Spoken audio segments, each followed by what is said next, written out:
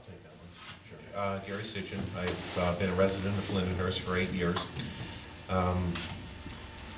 Well, the Plan Commission wasn't directly involved in anything as far as the TIF issue. However,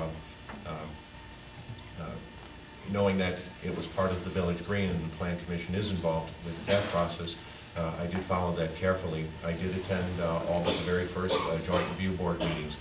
First and foremost, I think the issue with the timing of the TIF issue, it's state mandated. There's a certain period of time in which the Joint Review Board has to be formed that state law requires. So whether it took too long or whether it goes too fast, we could all have different opinions on that. However, it's governed by state law as to how long that issue is going to take. So there's a good part of that. I would also comment about TIFs in general. And we don't have an opinion on whether or not this would have been good or bad because it's a dead horse. We won't beat that. However, I've got some commercial background. I was a lifelong resident of Waukegan. I grew up here in Lake County up until 8 years ago when we moved here to Lindenhurst.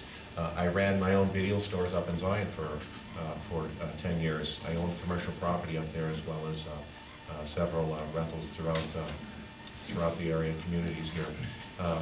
I went through the TIF district process in Zion back in the early 90s.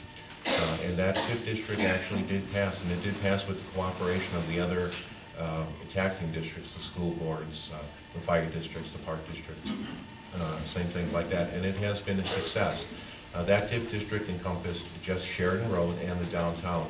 Now I remember what downtown looked like in Zion 10 years ago. When I bought my strip mall, was about 16,000 square feet. 80% of that strip mall was vacant.